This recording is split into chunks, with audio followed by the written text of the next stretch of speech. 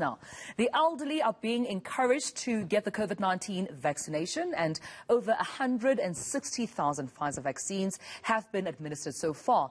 Now, the Western Cape province is promising to open more and more vaccine sites, all this while the private sector has also pledged to assist government. But what are some of the requirements that vaccination sites have to meet before they are even allowed to administer the jabs? To discuss this, we are now joined by Mr. Vincent Matlala from the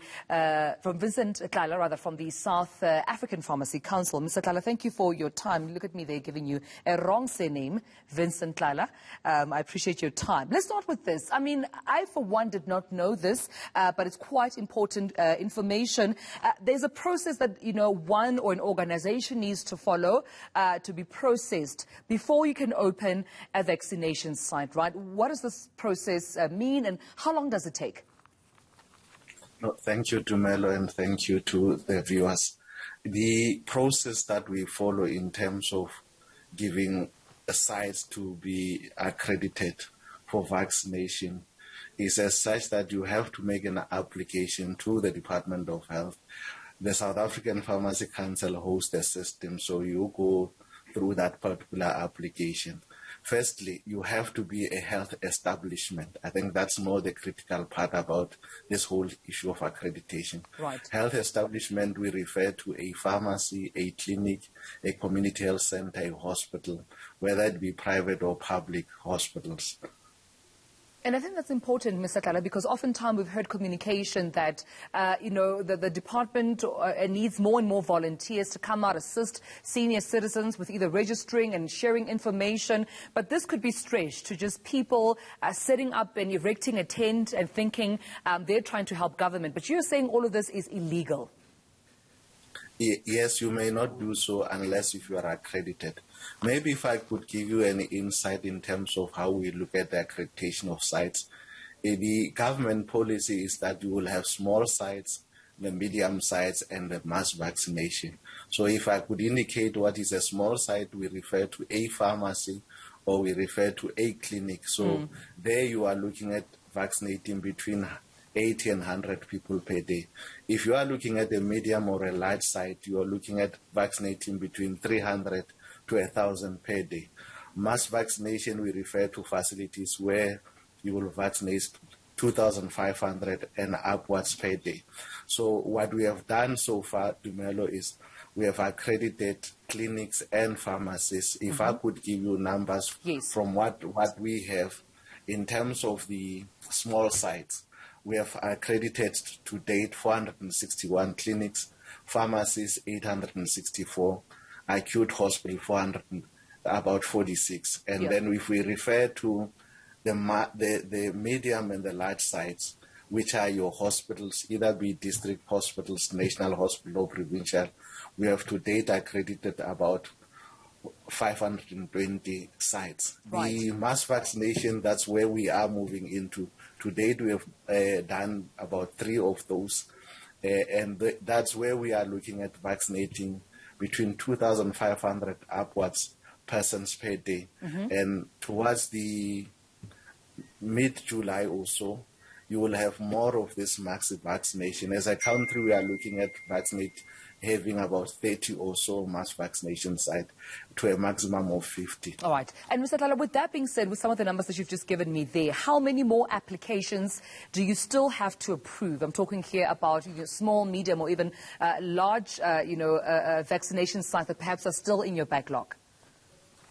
When I looked at my dashboard this morning, we have about 1,600 sites that we are waiting for application. So that I give an indication. For a facility to be able to be given a permit, normally you go to the Department of Health's website, you then mark yourself to become a COVID-19 vaccination site. Yeah. And there is a database called what we refer to Master Facility List. Once you have loaded yourself on that, we issue you a token or a link where you can apply for a permit. And in order for you even to be listed there are a number of things that we look at, Dumelo. Yes. One, you must have the premises and equipment to be able to do the work. You must have the cold chain maintenance, meaning that you have storage area where you can store this medicines. Right. You must have the security and control and access for medicines. You must have reporting system. For example, remember when you receive these vaccines, we need a system where you can record how much have you received, how much have you given. So all these things are the requirement. You must have a waste disposal.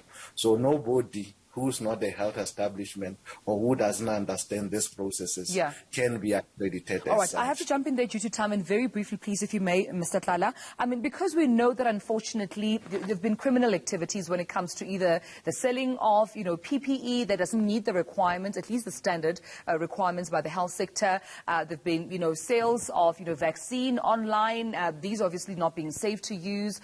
When it comes to vaccination sites, two questions. How do I know that the site that I'm going to is, number one, legally, erected and approved by councils as yourselves? But also, what do I do once I've found out that I'm actually about to be administered at an irregularly and illegally erected, vaccination site? In order for any member of public to know that they are in a legit site, firstly, they can ask for a permit. For every site where vaccination takes place, we have issued them a paper permit that shows that they are indeed a legit site. Any other site that purports to be a vaccination site and that is not, you must report those ones to the police, and the police would be able to deal with them. From our side, we ask the members of the public, and that is why it's important, Dumelo. We always say people must register online, because when you register online, the system that the department is using is currently connected to the master facility list, which is connected to our system. So if you go, I'll give myself, as Mr. Tlala, if I say I want to become vaccinated, I'll put my ID and the details, and the system will tell me, where are you staying? I'll say, in Tshwane Sub-District 6. It will show me the pharmacies, the hospitals and clinics that are closer to me where I can get vaccinated. So do not go to any site which is not listed on the EVDS, because that is not accredited with us or the Department of Health. Mr. Tlala, I can't thank you enough for sharing this important information. Thank you so much for your time. That is Vincent Tlala from the South African Pharmacy Council.